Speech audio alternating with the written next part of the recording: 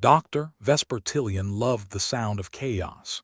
Today, it was the gentle symphony of alarms blaring and the less than gentle thuds of disgruntled engineers banging wrenches against malfunctioning equipment. She leaned back in her chair, the recycled air of the lab tinged with the unique aroma of panic and sweat. Ah, the sweet, sweet melody of impending doom, she muttered, eyes fixed on the screen displaying what could only be described as a temporal anomaly, or as she preferred to call it, a cosmic oopsie. Caspian Locke, her favorite engineer if only because he hadn't exploded anything important yet, peeked over her shoulder. That looks unusual. Even for us, unusual is putting it mildly, Caspian.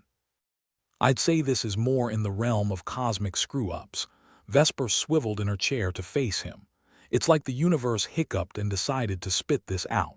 Caspian scratched his chin, trying to ignore the fact that, yes, the universe seemed to have a very peculiar sense of humor. So, what do we do about it? His voice carried that hopeful edge that things might not end in catastrophe for once. Vesper gave him a look that suggested he'd asked if the sky was green. Investigate, obviously. Or are you suggesting we ignore the potential rupture in the space-time continuum hovering above selenite like a bad hangover? He shrugged, not entirely unconvinced that ignorance might be bliss. I was just hoping we could finish lunch first. If it's any consolation, you might get to meet yourself from 2 minutes ago if we don't fix this, Vesper offered with a smirk, typing furiously at her console. Across the room, a younger techie, barely old enough to know that gravity was not just a suggestion, looked up from his console. Doctor. Tillian should I call? I dunno, someone important. Vesper waved him off.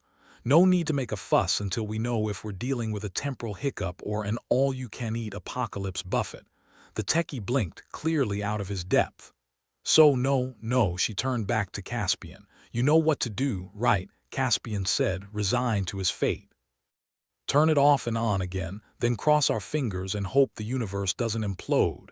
Exactly, Vesper replied, a glint in her eye that suggested she might actually enjoy the chaos. Let's poke the bear and see what happens. Caspian sighed, pulling out his multi-tool like a knight unsheathing his sword, ready to do battle with the indifferent machinery. And here I thought today would be boring. Boring is for bureaucrats, Vesper quipped. We, my friend, are scientists. Our job is to give the universe a wedgie and see what falls out. As Caspian fiddled with the machinery, Vesper tapped a few buttons, bringing up a wider view of the anomaly. It was a swirling mass of improbability, a kaleidoscope of colors that shouldn't exist in harmony but somehow did, like a committee that actually got things done. You ever wonder, Caspian began, not looking up if maybe we're the bad guys in someone else's story. His voice was light, but there was an edge to it, a sense of knowing that messing with the fabric of time and space was the sort of thing villains did before giving a monologue. Probably, Vesper conceded. But consider this. The winners write the history books. So as far as I'm concerned, we're the heroes until someone says otherwise. Caspian chuckled, tightening a few screws. I'll drink to that. Assuming we have a future to toast. They worked in a comfortable silence, interrupted only by the occasional muttered curse when something sparked or didn't fit quite right. Outside the reinforced windows, the barren landscape of selenite stretched out, a wasteland of dust and regret, both of which were in ample supply. You know, Caspian said, pausing in his work, this all feels like the setup to a really bad joke. Two scientists walk into a temporal anomaly and come out with a Nobel Prize, Vesper finished, optimism laced with sarcasm, or a head full of paradoxes. Either way, it'll make one hell of a paper. The techie, who was still trying to wrap his head around the fact that the universe might be unraveling under his nose, piped up again. So, what's the worst that could happen? Vesper didn't miss a beat. Worst case, time loop. Best case, we invent time travel and retire rich. Caspian grinned, half his arm now buried in the machine's guts. Can't be worse than last Tuesday. Ah yes, Vesper mused, the incident with the anti-gravity toilets. A classic. Their banter was interrupted by a sudden ominous hum like the universe clearing its throat. Vesper and Caspian exchanged a glance, the kind that said, "Well, this is new." Did you do that?" Caspian asked, pulling his arm free. "Not unless I've developed telekinesis," Vesper replied, eyes narrowing at the anomaly. "Looks like it's doing something, or wants us to think it is." Caspian tapped a screen, frowning at the data. "It's fluctuating, like it's breathing or something." Vesper stood, crossing to another terminal. "I think it's forming some sort of connection with what?" Caspian looked around as if expecting an alien to jump out of a supply closet. Vesper smirked. "With whom, you mean?" "And that, my dear Caspian, is the million-credit question." Just then the door slid open, and a wiry figure in a patchwork uniform entered. Captain Iona Rook, commander of this particular lunar circus, looked like she just crawled out of a war zone. Which, knowing her, she probably had. "Captain," Vesper acknowledged, her tone as respectful as it ever got, which wasn't saying much. "Tillian," Rook replied with a nod, her eyes scanning the room like a hawk looking for its next meal. "What in the ever-loving void are you up to this time?" "Oh, nothing much," Vesper said airily. "Just trying to stop time itself from unraveling." Rook raised an eyebrow. "And here I thought you were just going to blow us all up." "Only on Thursdays," Caspian quipped. Rook crossed her arms, lips twitching in what might have been a smile or a grimace. "You two are either going to save us all or be the death of us." "Why not both?" Vesper suggested with a shrug. "It's good to keep our options open." "Fair point," Rook conceded. "Just make sure you fill out the right paperwork before you do either." The room was silent for a moment, save for the persistent hum of machinery and the occasional beep from the anomaly. Vesper could almost feel the weight of possibility hanging in the air, thick and heavy like the aroma of burnt toast. "All right," Rook said, taking a seat at the only unoccupied terminal. "Fill me in. If we're going to survive this, I need to know exactly how screwed we are." Vesper gave a short, sharp laugh. "Oh, we're not entirely sure yet. But rest assured, if it's as bad as it looks, we'll all have front-row seats to the end of everything." Rook sighed, running a hand through her short-cropped hair. "Just another day on selenite, then." "Exactly," Caspian said, giving the machine one last affectionate pat. "Wouldn't want things to get too predictable." Just then the anomaly flared, bright and sudden, casting eerie shadows that danced around the room like ghostly ballerinas. The screens buzzed, streams of data cascading in a frantic waterfall of ones and zeros. "Oh," Vesper muttered, eyes widening in genuine surprise. "I think we've got company." And just like that, the lights dimmed, the room plunged into shadow, leaving only the unsettling glow of the anomaly to illuminate their faces. A silence fell, thick and heavy, the kind that makes you hold your breath and count your remaining heartbeats. "Is it too late to say that maybe this wasn't our best idea?" Caspian asked, voice barely above a whisper. Vesper grinned in the dark. "Never too late for regrets, my friend. But you know what they say, whoever dies with the most regrets wins." Rook snorted, shaking her head. "Well then, let's see what the universe has up its sleeve." And with that they turned to face the anomaly, the swirling chaos of colors and lights beckoning them toward an uncertain future. A future that, for better or worse, would be theirs to unravel. The room hummed with the kind of charged silence that usually preceded something explosive, like a toddler with a full diaper or an imminent supernova. Vesper, Caspian, and Rook stood in the dim glow of the anomaly, as if waiting for the universe to pull a rabbit out of its cosmic hat. Then, right on cue, the air shimmered with an audacious disregard for common sense, and Ambassador Xylox materialized. He was an ambassador in the loosest sense, a creature of indeterminate limbs and what could only be generously described as a face, sort of a Picasso painting come to life, all angles and confusion. "Ah, the universe's answer to a bad day," Vesper quipped, unfazed. "And an ambassador to boot." Xylox blinked, or did something that approximated blinking, with an array of eyes that might have been borrowed from a particularly unlucky squid. "Greetings, terrestrial entities. I am Ambassador Xylox of the Zarquith conglomerate." His voice was sonorous, like a choir of toasters singing a dirge. "We received a subspace notification of your anomaly. Sorry about the mess," Rook said, giving a nod that might have been diplomatic if not for her wolfish grin. "We weren't expecting company. Your paradoxes intrigue us," Xylox continued, his tone downright enthusiastic. "The blending of impossible and improbable resulting in this." He waved a limb at the anomaly, the gesture as expressive as jazz hands on an octopus. Caspian leaned close to Vesper. "Are we sure he's not here for the buffet?" Vesper chuckled. "I think he's here to see if we're as insane as our reputation suggests." Xylox turned his attention to Caspian, his eyes twinkling with something like amusement. "Your humor in the face of potential extinction is notable. We Zarquith find such resilience. Refreshing." "Yeah, well, if you can't laugh, you cry," Caspian replied, flashing a grin that held more bravado than courage. "You mentioned paradoxes," Vesper interjected, ever the scientist with a penchant for poking bears. "What exactly are you looking to understand?" Xylox's eyes danced across the room as if measuring the worth of the human specimens before him. "The concept of simultaneous truths and contradictions. Your species thrives within the tapestry of chaos, a behavior most alien to our order-driven existence." Rook snorted. "Chaos is our bread and butter. If you want order, you've knocked on the wrong airlock." Vesper smirked. "Or maybe the right one, depending on how much you like surprises." Xylox tilted what might have been a head. "Indeed, we seek to comprehend how you navigate such conflicts, perhaps learn to incorporate such paradoxes into our understanding." "Good luck," Caspian said, fiddling with a console.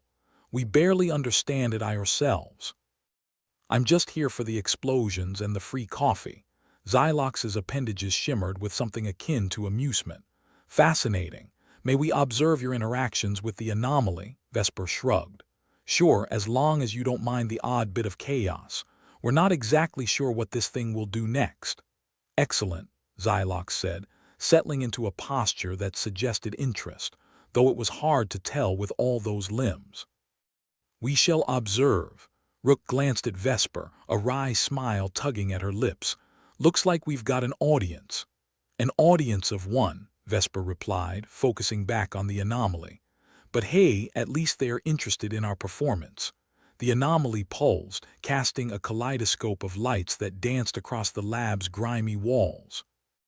It had the air of a performer warming up for the main act, a cosmic teaser trailer without the popcorn. "So," Caspian said, tapping a few buttons, "do we have a plan, or are we just hoping for the best?"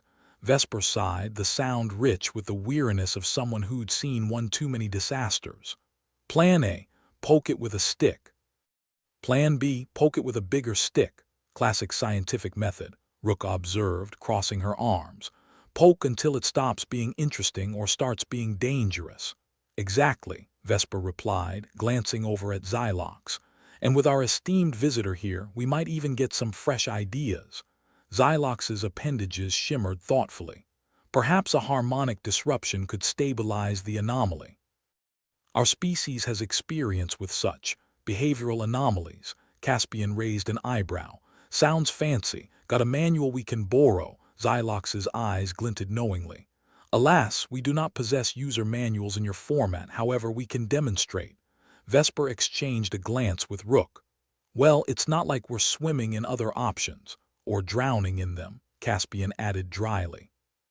"How do we proceed?" Xylox moved toward the anomaly, his steps, or slithers, possessing a peculiar grace.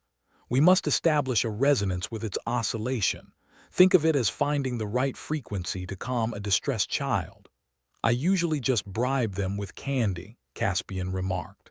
Xylox gave a nod that felt like a smile. "Your methods may vary." With a deftness that belied his chaotic appearance, Xylox began to manipulate the controls on a panel Vesper was sure hadn't existed a moment ago. The room filled with a low hum, a sound that seemed to wrap around them like a warm, albeit slightly menacing, blanket. "Is it working?" Rook asked, keeping a wary eye on the anomaly's unpredictable flickers. Vesper squinted at the data streaming across her console. Looks like it's stabilizing. Less oh my god, we're all going to die, and more mildly alarming but manageable. Not exactly a Hallmark card sentiment, but I'll take it, Caspian said. Xylox continued his enigmatic work, his limbs dancing across the controls with a fluidity that was almost hypnotic. The anomaly responded, its chaotic swirls beginning to coalesce into a more defined shape, something resembling a spiral. It was the kind of thing that might appear on a motivational poster, right next to "Hang in there." "Well," Vesper said, folding her arms, "either we've just saved the day or we've made things infinitely worse." "Par for the course," Rook replied. "What's next?" Xylox pivoted towards them, his eyes filled with a strange satisfaction. "We will continue to monitor. Your species' approach to such phenomena is enlightening." "Glad we could provide some entertainment," Vesper said dryly. "Indeed," Xylox replied, as if he genuinely meant it. "Your paradoxical approaches offer much to learn." "We shall report back to our council," Caspian chuckled, leaning against a console. "Be sure to leave a good review. We're aiming for 5 stars in the unraveling reality category." Xylox's form shimmered with what could have been amusement. "We shall endeavor to do so. Until our next encounter, may your paradoxes continue to confound and inspire." And with that, Ambassador Xylox dematerialized, leaving behind a faint scent of ozone and the distinct impression that humans had just become a very interesting footnote in alien studies. "That went well," Rook said, breaking the silence. "Or as well as it could have." Vesper nodded, looking at the anomaly with a mix of relief and wariness.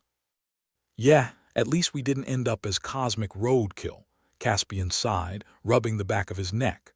"Well, I guess we've got a stable anomaly now. What's next on the agenda?" Vesper glanced at her console, the unending stream of data now less threatening, more like a mildly irritating screensaver.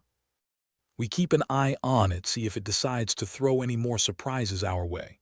"Sounds fun," Rook said, her voice laced with sarcasm. "I'll be in my quarters trying to convince Command that we're not completely out of our minds." "Good luck with that," Vesper replied, her smile genuine this time. "Let us know if you need a hand with the paperwork." Rook chuckled, heading for the door. "I'll yell if I do."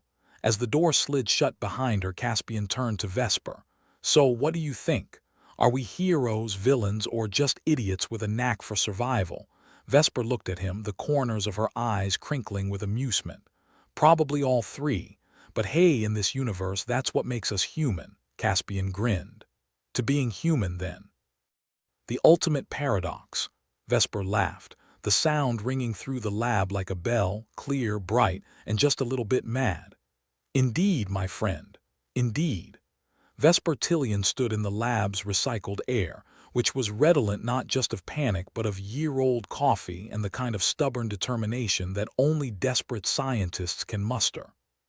She squinted at the anomaly, now less of a manic kaleidoscope and more of a mildly disgruntled spiral. It was the kind of cosmic oopsie that could either spell the end of the universe or just a very bad day at the office. Caspian Locke was fiddling with the console, pretending that his meddling might actually make a difference. "You know, if we ever get out of this with all limbs attached, I might just ask for a raise," Vesper snorted. "A raise? How optimistic. I'm just hoping for no more paperwork." Rook strolled in, brushing off the last conversation with Command like dust off an old jacket. "Command thinks we're insane," she announced cheerfully. "So, about normal levels of trust and support." "Yeah, well, who needs trust when you've got sarcasm and caffeine?" Caspian replied, his grin as reliable as a poorly maintained reactor. The anomaly pulsed again, a bit like it was testing a new dance move. Vesper watched it with the weary eye of a parent whose kid was about to try something inadvisable in public. "Do you think it's actually calming down or just lulling us into a false sense of security?" Rook asked, hands on hips. "Could be both. I've found that cosmic phenomena often have a twisted sense of humor," Vesper said, rubbing her temples. "And apparently so do we." "Yeah, we're real comedians," Caspian added, tapping at the console like a cat playing piano. The Galaxy's clown show. The door whooshed open and in came the younger techie looking about as confident as a jellyfish at a sword fight. Dr. Tillian, some of the aliens are acting. Weird how? Vesper asked, intrigued. More than usual weird. Yeah, they've started arguing about logic or lack of it. It's like watching a debate club in meltdown, Caspian chuckled. Aliens arguing about logic. Sounds like a Thursday afternoon. Seems our paradoxes are doing a number on them, Vesper mused. Maybe we found their Achilles tentacle. Rook raised an eyebrow. If our brand of madness is causing them trouble, it could be our best accidental strategy yet. Fantastic, Vesper said, tapping her fingers on the console. We might accidentally win this one by being ourselves. That's either highly reassuring or deeply terrifying, Caspian replied, watching the anomaly with the respect one might give a sleeping tiger. What's our next move? Vesper ruffled her hair, a meditative gesture turned habitual. Keep poking it, I guess. See what shakes loose. The young techie piped up again. Do we have a plan C? Plan C, Vesper muttered, frowning. Plan C is to hope plan and B don't implode spectacularly. Comforting, Caspian said, and he wasn't entirely being sarcastic. If Plan C fails, there's always Plan D for don't panic. The anomaly shimmered ominously, as if it was privy to the conversation and found it highly entertaining. Meanwhile, the aliens were having a different kind of meltdown. Several of them, including Ambassador Xylox, had gathered in the observation deck above the lab, their animated gestures suggesting an argument more heated than Vesper's last toaster repair. Rook peered up at the spectacle. I think they're having a crisis. Cosmic existentialism, Vesper said dryly. Welcome to the party, my alien friends, Caspian nudged Vesper. You think they're going to be okay? Who knows, she replied. But if they implode, at least we'll have some peace and quiet to fix our own mess. Always look on the bright side, Caspian said, grinning. Even if it's only slightly less dark. The young techie, still tentative in the face of such casual insanity, looked from Vesper to Caspian. What happens if we can't fix it? Vesper sighed. Then we'll improvise. Make it look like we meant for it to happen. Yeah, we'll call it creative problem solving, Caspian added with a wink.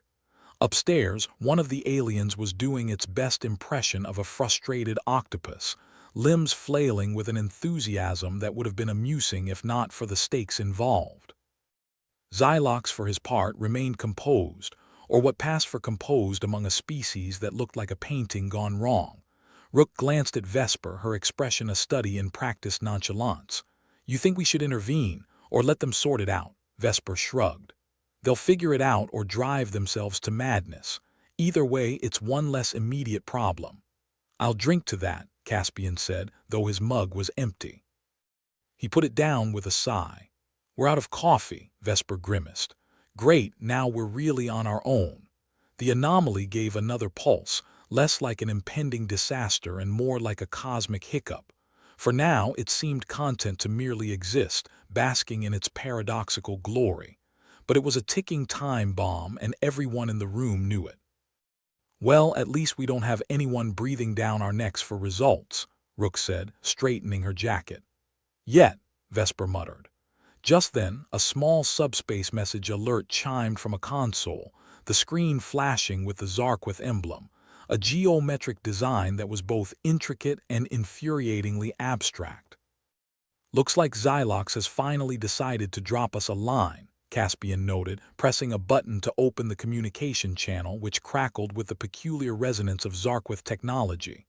Distinguished terrestrials, Xylox's voice intoned, carrying the weight of a malfunctioning dishwasher. We seek your guidance in this conundrum. Vesper exchanged a look with Rook. Guidance from us. That's a first. We understand that your species thrives within chaos, Xylox continued, sounding almost plaintive. How do you maintain logic amidst such dissonance? Caspian chuckled. Ah, the blind leading the blind. Vesper leaned towards the microphone. Ambassador, we navigate chaos because we have no choice. Logic is just a suggestion. We rely on instinct, Rook added. And sarcasm. Lots of sarcasm. Xylox's response was a hum, a sound that might have been a choir of distant vacuum cleaners. Your paradoxes are affecting our cognitive processes. It is unsettling. Welcome to being human, Caspian said, where nothing makes sense and yet somehow we keep going. Indeed, Xylox replied with what might have been a resigned sigh. We shall endeavor to adjust.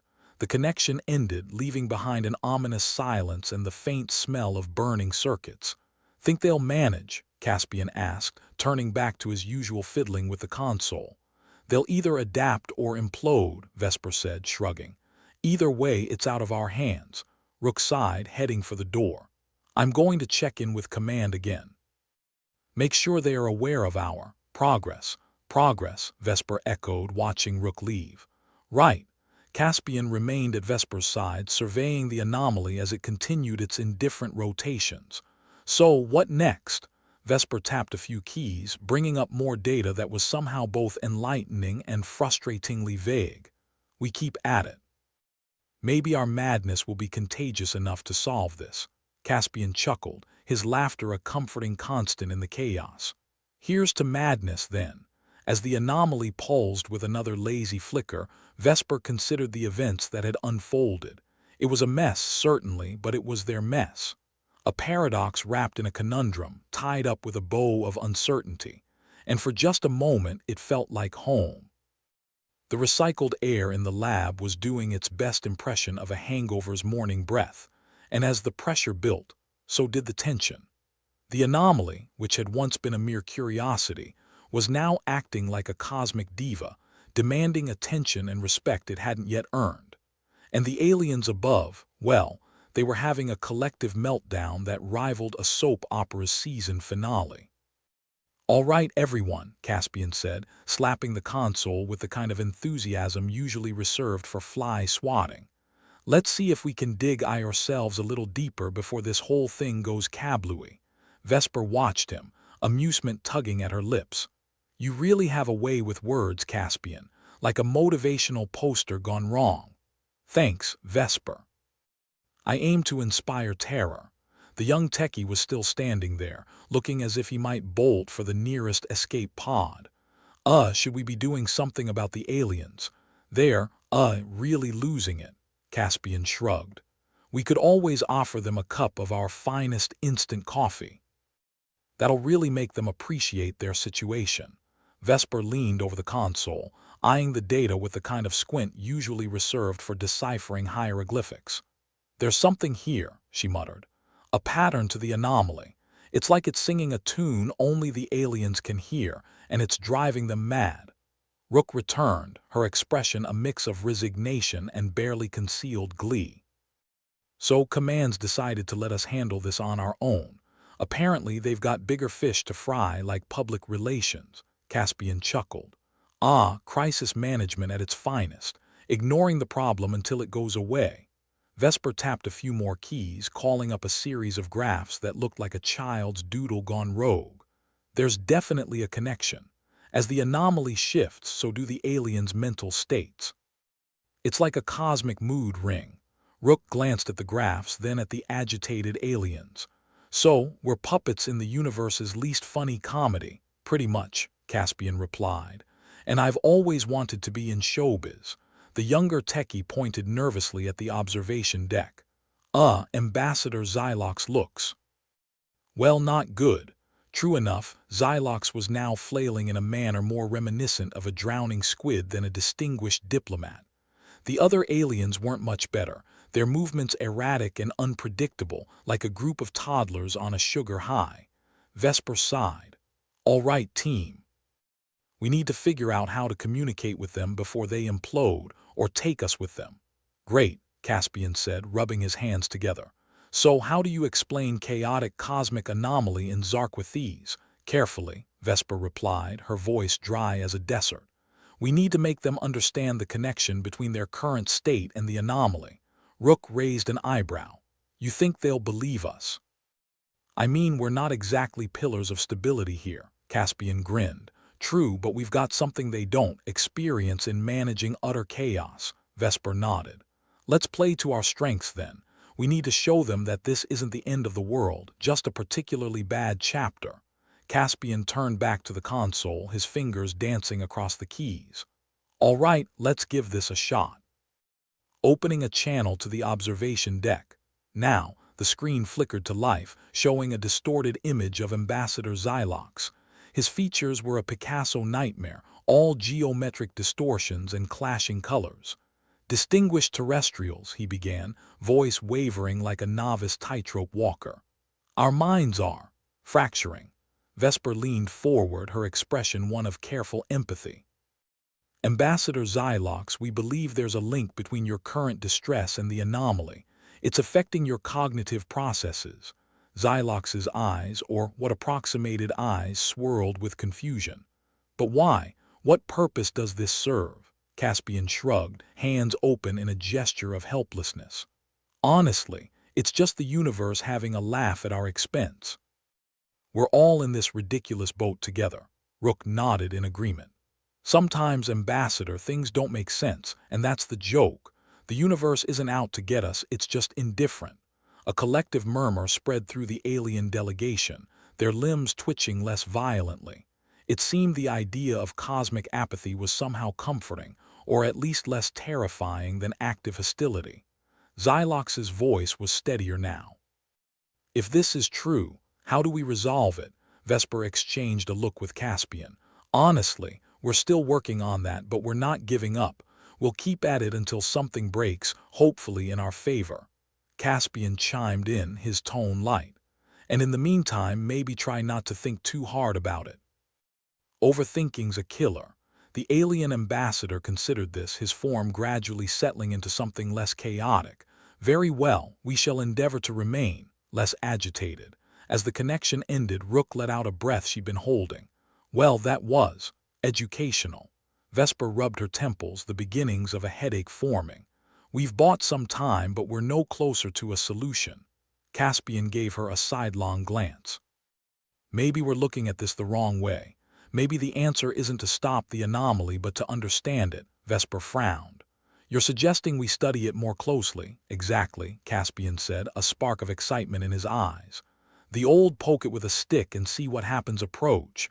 We need to know what makes this thing tick." Rook looked skeptical. "And what if poking it makes things worse?" Caspian shot her a grin. "Then at least we'll know where not to poke next time." Vesper mulled it over, then nodded.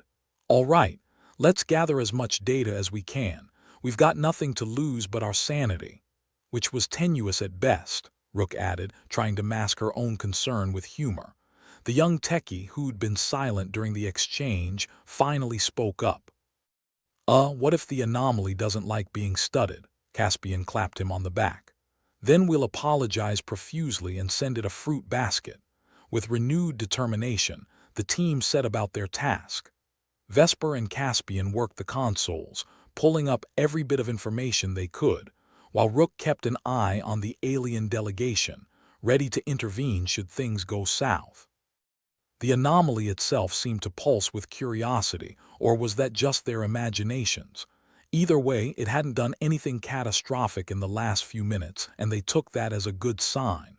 Caspian was the first to notice something peculiar. "Hey, Vesper, check this out. There's a pattern here like a heartbeat." Vesper leaned over, peering at the data. "You're right. And it's synchronized with the aliens' distress signals." Rook frowned. "So the anomaly's not just affecting them, it's reacting to them." "Looks like it," Caspian agreed. "It's like a feedback loop. Their emotions are feeding the anomaly and it's responding in kind." Vesper considered the implications. "Which means if we can calm the aliens, we might be able to stabilize the anomaly." Rook nodded, catching on.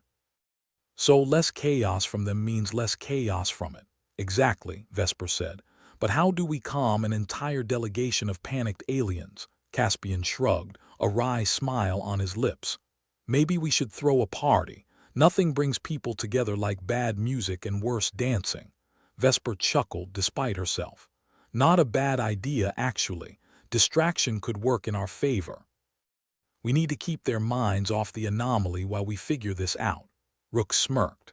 "So, a party. Just like college, only with aliens and a chance of universal collapse." Caspian clapped his hands together. All right then, folks. Let's plan the universe's weirdest party. With a plan, albeit a mad one in place, the team got to work. Caspian and Vesper focused on the technical side, while Rook and the young techie set about organizing an impromptu gathering in the observation deck. As the activity hummed around them, Vesper couldn't help but feel a sense of urgency. The anomaly was unpredictable and their time was running out. But for now, they had a direction, a purpose. And maybe, just maybe, that would be enough. "Think this will work?" Caspian asked, his voice low enough that only Vesper could hear. "I don't know," she admitted, "but it's worth a shot." He grinned, his optimism infectious. "Here's to mad science and even madder ideas." As the preparations continued, Vesper allowed herself a moment of hope. They were improvising, sure, but sometimes improvisation was the only option left. And if nothing else, they'd make one hell of a story. The lab's recycled air was starting to smell like desperation and stale coffee, but no one seemed to care. Vesper Tillion was squinting at the temporal anomaly screen as if it might offer her a winning lottery number instead of a universal headache. Caspian Locke, meanwhile, was tapping away at his console with the enthusiasm of a man trying to hack into a vending machine for a free snack. "All right, folks. We're one bad day away from hosting the universe's worst rave," Caspian announced, glancing up from the console with a smirk. "Got any bright ideas, or should we just turn on some disco lights and call it a day?" "Disco lights won't fix this," Vesper replied, massaging her temples. "Unless they have the power to rewire alien brains." "Not yet," Caspian said, "but who's to say we can't add that to the list?" Right under things that seemed like a good idea at 2 a.m., the young techie who had been hovering in the background chose this moment to chime in. Guys, I think we might have a problem." "Just one?" Rook quipped, her tone dry as a martini glass. "We must be doing something right." "No, seriously," the techie insisted. "The aliens." "Well, they're about to cause a major accident." Vesper's attention snapped to him, urgency sharpening her gaze. "What kind of accident?" "The kind that makes us rethink our life choices," the techie replied, his voice barely above a whisper. Caspian exchanged a glance with Vesper, his sarcasm dimmed by the weight of the situation. "Sounds like we should investigate before we're picking pieces of ourselves off the floor." "Agreed," Vesper said, already moving toward the observation deck. "Let's see what fresh hell awaits us." As they entered the observation deck, it was immediately clear things had taken a turn for the catastrophic. Ambassador Xylox and his delegation were flailing about, their limbs a chaotic tangle that made them resemble a malfunctioning marionette show. "Well, this is a disaster," Caspian commented, folding his arms. "Kinda reminds me of my last family reunion." "Focus," Vesper snapped, scanning the room. "We need to stop them before they tear this place apart." Rook darted forward, trying to communicate with Xylox. "Ambassador, please, you need to calm down." Xylox's eyes, those swirling pools of confusion, met hers. "Calm, while our minds unravel like a child's knitting project." "Yes, exactly," Caspian interjected. "Because if you don't, this shrine to bureaucratic incompetence is going to collapse." The younger techie, who looked one wrong move away from passing out, was desperately trying to access the deck's control panel. I don't think it's working," he stammered, his efforts yielding nothing but a series of angry beeps.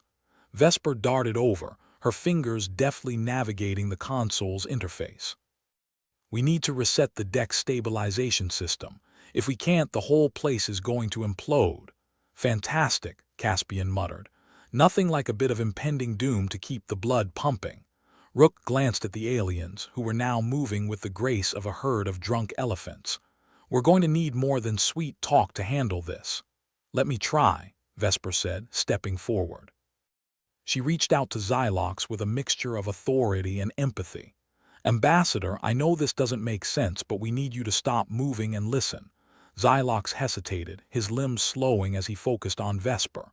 "We're listening." "Good, because here's the thing," Vesper continued. The universe is indifferent, it doesn't care about us, and it certainly doesn't care about your existential crisis. But if you want to keep existing, you need to calm down. Right now, Caspian nodded in agreement. Yeah, think of it as the universe's way of telling you to take a chill pill. The aliens paused, their chaotic energy simmering down to a manageable level. Slowly, the observation deck stopped its violent shuddering. Rook let out a breath she didn't know she'd been holding. That was close, she muttered. Too close. Vesper turned back to the console, adjusting the settings with a precision that belied her own anxiety. All right, we've stabilized the deck, but this isn't a permanent solution. Caspian leaned against the wall, exhaustion creeping into his voice. So what now? We've bought some time, but we're still stuck in a cosmic joke with a punchline that's gonna hurt. Look for the pattern, Vesper replied, her focus unwavering. The anomaly is linked to the aliens. We need to figure out how to break the cycle. Great, Caspian said, rubbing his temples. Any ideas on how to do that without blowing us all to kingdom come? We could try a neutralizing frequency, the young techie suggested, fidgeting with the hem of his shirt. If we can find a counter-frequency to the anomaly's pattern, we might be able to disrupt it, like fighting fire with fire, Rook mused. Or, trying to put out a bonfire with a garden hose. Caspian shot her a grin.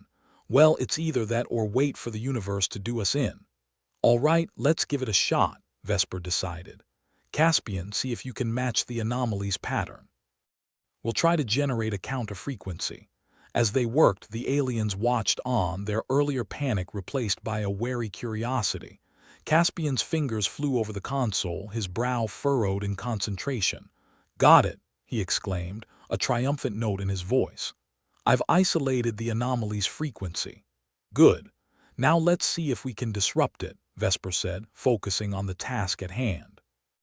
The lab was filled with the sound of whirring machinery and the occasional curse as the team worked tirelessly. It was a race against time, and they all knew it. Here goes nothing, Caspian muttered as he initiated the counter-frequency. For a moment, everything was silent.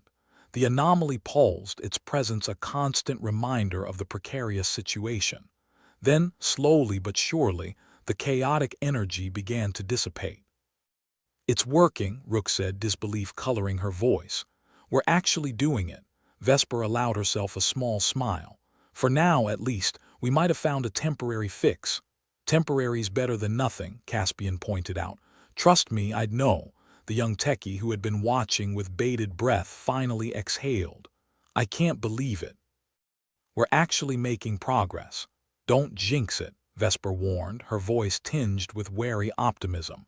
We still need to find a permanent solution. As they continued to work, the alien delegation seemed to regain a semblance of composure. Xylox approached Vesper, his expression a peculiar mix of gratitude and lingering confusion. You've helped us, he said, his voice more stable than before. But why? The universe is indifferent, as you said. Because, Vesper replied, sometimes the universe gives us a chance to fight back, and we're just stubborn enough to take it, Caspian chuckled. Call it humanity's refusal to go quietly. Xylox nodded, though the concept seemed to puzzle him. We appreciate your efforts. Perhaps there is more to your kind than we understood. Trust me, Rook said with a grin, we're full of surprises. With the immediate crisis averted, for now, the team continued to focus on finding a lasting solution. They knew they were far from finished, but there was a renewed sense of determination in their work. As they delved deeper into the data, searching for answers, Vesper couldn't help but reflect on the absurdity of their situation. They were a motley crew of scientists and diplomats, thrown together by fate or cosmic irony, fighting to save themselves and others from a threat they barely understood. And yet, in the chaos, there was a strange kind of hope, a belief that, against all odds, they could prevail. Think we'll figure it out? Caspian asked, his voice quiet. I think we have to, Vesper replied, her gaze steady, because giving up isn't an option. And so they worked on, their resolve unyielding, their spirits buoyed by the knowledge that they were fighting not just for survival, but for the chance to make a difference in a universe that often seemed indifferent. In the end, It didn't matter whether the universe cared or not. What mattered was that they cared, and that was enough to keep them going, one step at a time, into the unknown. Caspian stretched his fingers, cracked his knuckles, and took a long, hard look at the console. The damned thing was a mess of blinking lights and ominous error codes, sort of like a Christmas tree if Christmas were celebrated in the seventh circle of hell. His eyes flicked over to Vesper, who was hunched over, scanning the temporal anomaly screen with the kind of intensity usually reserved for bomb defusal experts. "So, any chance this thing is just a cosmic Rorschach test?" Caspian asked, his voice laced with sarcasm. "And maybe we're just seeing what we want to see," Vesper sighed, rubbing at her temples as if she could physically will the headache away. "I'd love to say yes, but I'm afraid we're dealing with something a bit more complicated than ink blots. I mean, the universe isn't exactly known for its straightforwardness. Unless it's straightforwardly trying to kill us," Rook added, leaning against a nearby panel. "Then it's pretty damn clear." The young techie, still fidgeting with his shirt, piped up. "Wait, are you saying this whole anomaly thing might be connected to, like, human emotions or something?" Caspian blinked, looked at the techie, then at Vesper. "Is it just me, or did the kid just stumble onto something?" Vesper paused, her fingers hovering over the console. "It's possible," she mused, her voice thoughtful. "The Zarquith exhibit behaviors that seem triggered by emotional disturbances in the anomaly." "But why would human emotions affect them?" Caspian leaned back, a grin forming on his face. "Because the universe loves irony. Think about it. Humans, constantly at war with themselves, screw up the cosmos by simply existing. Sounds poetic in a twisted way." Rook chuckled. "Poetic, sure. But also a cosmic-level screw you." "Okay, assuming our emotions are somehow creating this mess," Vesper said, trying to focus the conversation. "How do we fix it? We can't exactly tell everyone to stop feeling." Caspian snapped his fingers, an idea flashing in his eyes. "What if we don't stop the emotions? What if we embrace them?" Vesper raised an eyebrow. "Embrace them how, exactly?" "Group therapy session." "Sing along." "I'm serious," Caspian insisted. "Look, if our emotional turmoil is creating the anomaly, maybe the reverse can stabilize it, like finding balance in the chaos." The young techie nodded slowly. "A counter-emotion, like a neutralizing agent." "Exactly," Caspian said. "If the anomaly is a reflection of the spiritual mess humans are, maybe finding a balance within ourselves can counteract it." Rook folded her arms, smirking. "So, we're supposed to reach inner peace while the universe is going to hell in a handbasket. Sounds easy." "Not peace," Caspian corrected. "Acceptance. There's a difference. We don't have to like our flaws, just acknowledge them." Vesper looked at him with a mix of skepticism and curiosity. "And how do we turn this metaphysical realization into something that affects the anomaly?" Caspian gestured toward the console, his movements animated. "We create a simulation of human consciousness, one that reflects acceptance and balance. Feed it into the anomaly, see what happens." Rook rolled her eyes. "Because nothing says safe like poking the bear with a stick to see if it growls." "Got any better ideas?" Caspian shot back. "Not at the moment," Rook conceded. "But if this goes south, I reserve the right to say I told you so." Vesper nodded, her focus shifting back to the console. "All right, let's give it a shot." "Caspian, start constructing the simulation. We need to project a state of harmony or whatever passes for it in our collective psyche." The young techie stepped forward hesitantly. I can help with that. I mean, if you need an extra pair of hands." "By all means," Caspian said, gesturing grandly. "Welcome aboard the Let's Not Die Today Express." As they worked, the observation deck hummed with unease, the aliens watching them with a mix of apprehension and hope. Caspian focused on the console, his fingers flying across the keys as he constructed the simulation. It was a delicate balance, like trying to thread a needle while riding a unicycle on a tightrope. "Okay, we've got the basics down," Caspian announced after a tense few minutes. "Now we just need to integrate the emotional spectrum into the model." Rook glanced over his shoulder, eyeing the complex data streams. "Looks like a mess." "Welcome to the human condition," Caspian quipped. Vesper was hunched over her own console, aligning the dataset with the anomaly's parameters. "Remember, this has to be precise. One wrong move and this could backfire." "No pressure then," Caspian muttered, wiping sweat from his brow. As they continued, the young techie was inputting data, his expression a mix of concentration and trepidation. "I think we've got it," he said finally, a small note of triumph in his voice. "All right, let's do this," Vesper said, her voice steady. "Initiate the projection." Caspian took a deep breath and hit the final key. The simulation engaged, sending a wave of carefully constructed emotional data into the anomaly. For a moment, nothing happened. The world seemed to hold its breath, time stretching uncomfortably in the silence. Then slowly the anomaly began to respond. Its chaotic pulses softened, shifting into a more harmonious rhythm. "It's working," Caspian said, his voice barely above a whisper. The aliens visibly relaxed, their eyes brightening with cautious optimism. Ambassador Xylox approached, his demeanor much calmer than before. You did it." "Work in progress," Vesper replied, her attention still on the console. "But we're making headway." Caspian allowed himself a small smile. "Guess we're not so hopeless after all." Rook shrugged. "No more than usual anyway." The young techie grinned, relief evident in his posture. "I can't believe we pulled it off." "Don't get too comfortable," Vesper warned. "This is far from over.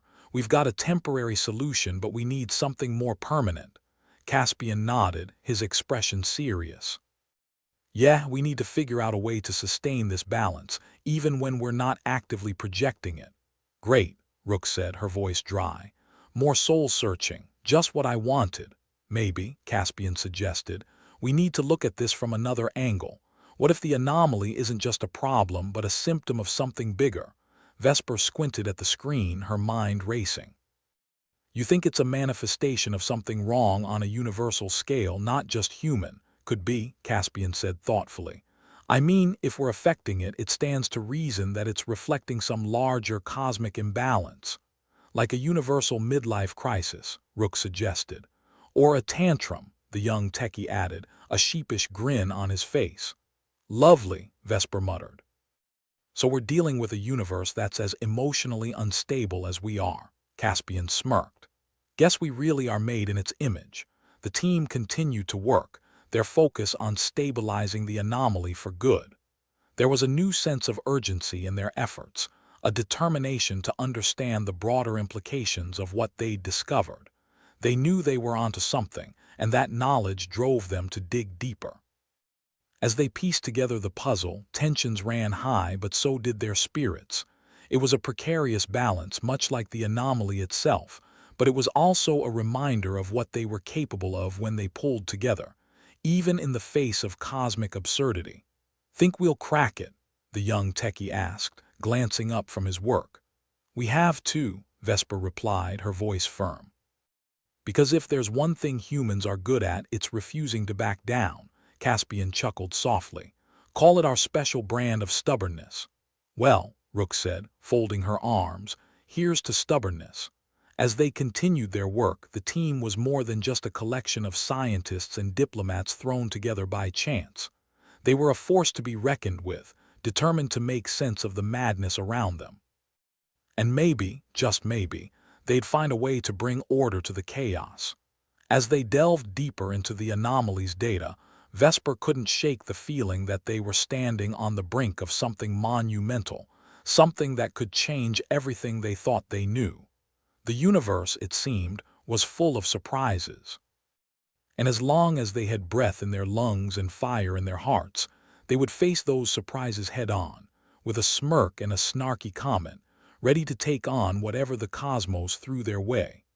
The lab's recycled air was thick with tension, smelling faintly of desperation mixed with the stale promise of coffee that had long given up its fight to stay fresh.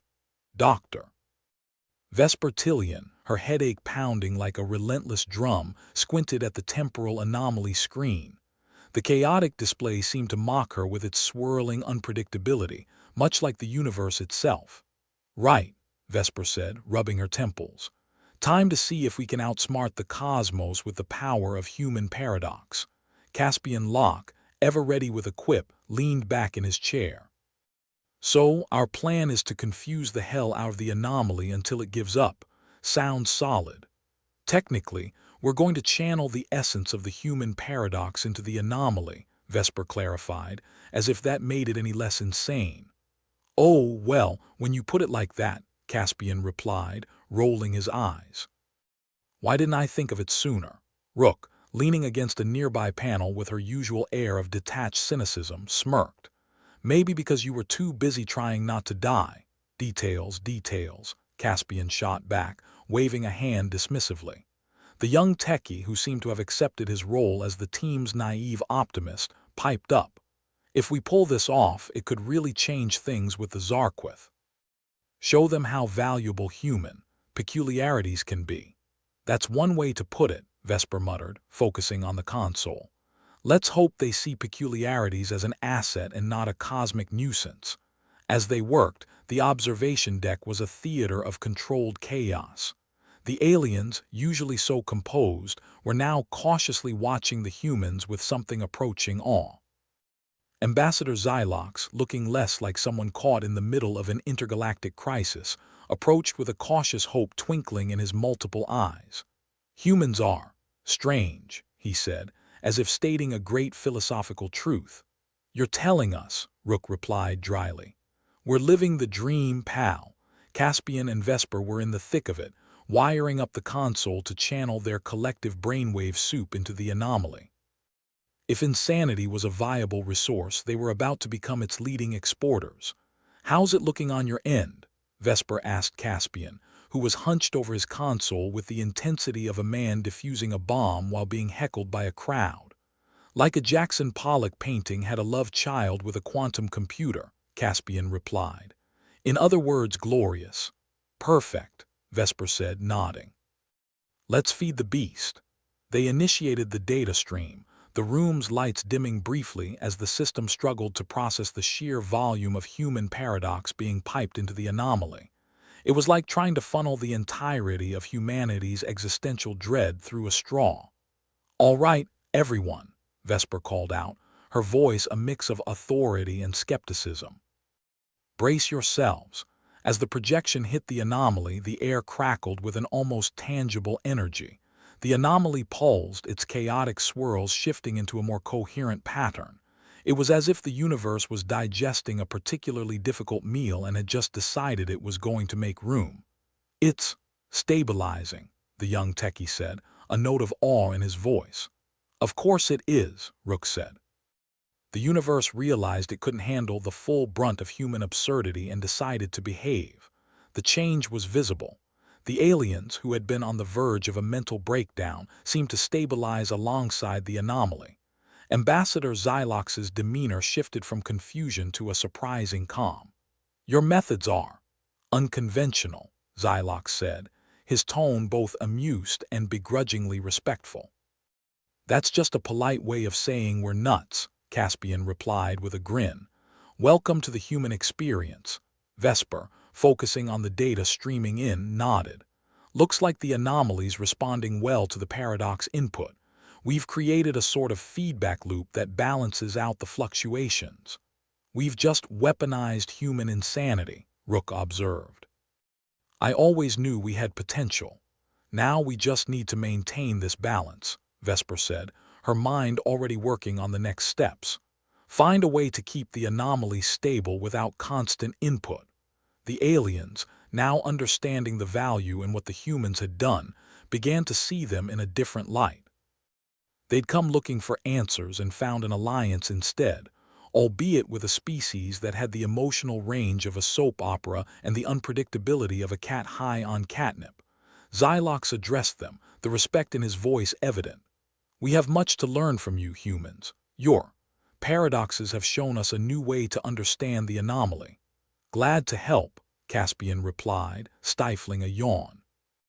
Always happy to export our brand of chaos. The young techie, still wide-eyed with the thrill of their success, added, this could mean a lot for our alliance with the Zarquith. Maybe they'll stop thinking we're just cosmic pests. Or they'll just think we're cosmic pests with decent problem-solving skills, Rook said. Either way, it's a step up. As the anomaly settled into its new, somewhat less chaotic rhythm, the room's tension began to ease. They defied the odds, standing together against the universe's penchant for absurdity, and come out on top, at least for now. "So, what's next?" the young techie asked, eager to keep the momentum going. "We keep working," Vesper said firmly. "Find a way to make this solution permanent, figure out what the anomaly really is. We've opened a door, now we need to step through it." Caspian, ever the realist, chuckled. "And hope there's not a pit on the other side." "That's the spirit," Rook said, clapping him on the back. "Nothing like a little existential dread to keep us motivated." The Zarquith, now more ally than observer, offered their assistance in further studies and exploration of the anomaly. It was a new chapter, one that could bring deeper understanding and strengthen their bonds. As they mapped out the next phase of their work, the humans and Zarquith alike felt a renewed sense of purpose. It wasn't just about solving a problem anymore. It was about discovery, understanding, and maybe even a bit of cosmic mischief. The universe, it seemed, had a peculiar sense of humor, and humanity had just learned to laugh along with it. "So," Vesper said, glancing around at her team, "who's up for a round of drinks later? I think we've earned it." Caspian raised a hand. "As long as we're celebrating our temporary survival, I'm in. And maybe this time," Rook added, "we'll drink to something other than not dying." The young techie nodded enthusiastically. "I'll take anything that doesn't taste like recycled sadness." "High standards," Vesper said dryly. "But let's see what we can do." They lingered a moment longer in the lab, basking in the small victory before diving back into the madness that awaited them. There were more questions to be answered, more challenges to face, but for now they had something to hold onto, a fragile, beautiful balance that reminded them they weren't just at the mercy of the cosmos. As they moved forward, one thing was clear: they were stubborn, irreverent, and entirely unpredictable. And in a universe that thrived on chaos, that made them formidable indeed. The lunar colony, previously a bleak outpost of hopeless ambition, was now a throbbing hub of interspecies cooperation. It was amazing what a bit of cosmic calamity could do to bring people and aliens together. The lab still smelled of stale coffee and human desperation, but now it had a dash of alien curiosity thrown in, like a bizarre cocktail that somehow didn't taste entirely terrible. "Doctor." Vesper Tillion sat hunched over her console, the temporal anomaly screen now behaving like a well-trained pet. Well, as well-trained as a pet that could still occasionally try to eat the universe. Her headache had finally receded to a dull throb, like a bad memory she couldn't quite forget.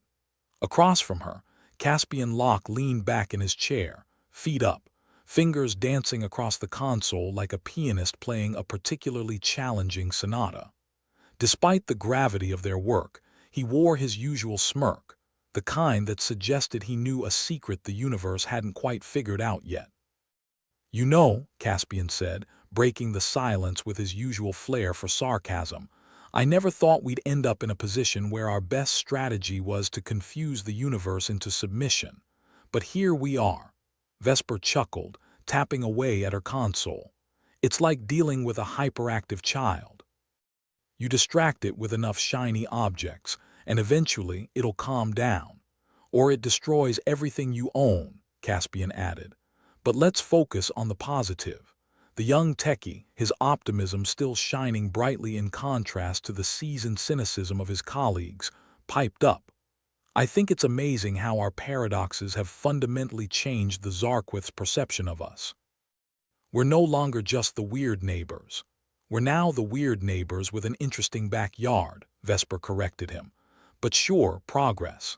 Ambassador Xylox entered the room, his multiple eyes blinking in unison, an odd gesture that somehow conveyed cautious excitement. "Your methods continue to fascinate us. The temporal anomaly stabilization has opened up new avenues of understanding. Glad to know our insanity is paying off," Caspian said with a grin. "What's next? A human-alien friendship bracelet exchange. Xylox didn't quite get the joke but nodded politely. The potential for deeper collaboration is promising. As the team worked, the lunar colony thrived in ways it never had before. The presence of the Zarquith brought an influx of trade, technology, and bizarrely enough, alien cuisine. The latter was a mixed blessing, with dishes that ranged from intriguing to downright inedible, depending on one's tolerance for unusually textured proteins. Rook wandered into the lab, her usual air of cynicism intact. She surveyed the bustling scene, crossing her arms. I see we're still playing nice with the aliens. No one's gotten vaporized yet, so that's a win. Give it time, Caspian said. We're just one diplomatic faux pas away from a spectacular fireworks show. We'll keep that in mind, Vesper muttered, not looking up from her screen. The data rolling in showed a stabilizing trend in the anomalies' behavior, a feat that seemed less miraculous now that they knew the trick was just to keep feeding it chaos.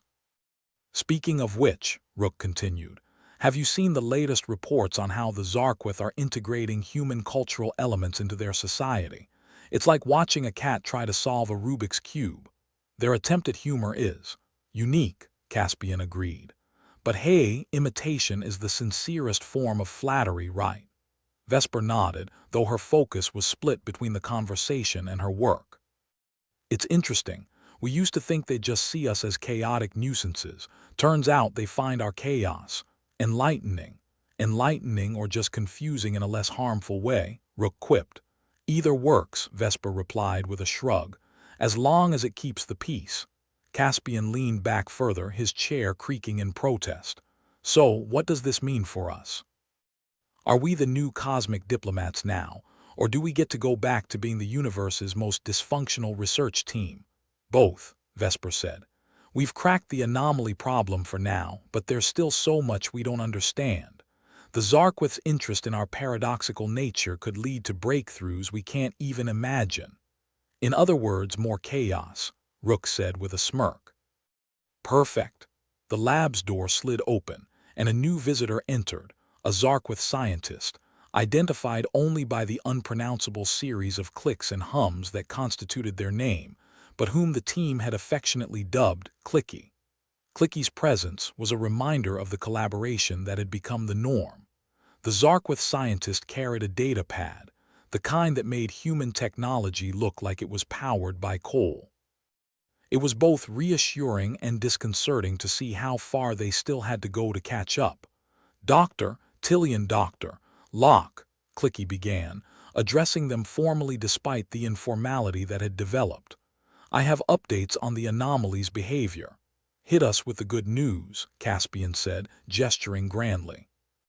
The stabilization is holding, Clicky reported, and we have recorded significant improvements in the mental states of our species exposed to the anomaly. I see we've made therapy redundant. What's next? Solving world hunger, Rook muttered under her breath. Vesper looked up from her console, finally giving Clicky her full attention. That's promising. Have you made any progress on understanding the deeper implications of the anomaly? Yes, Clicky replied, adjusting the pad with a series of dexterous movements.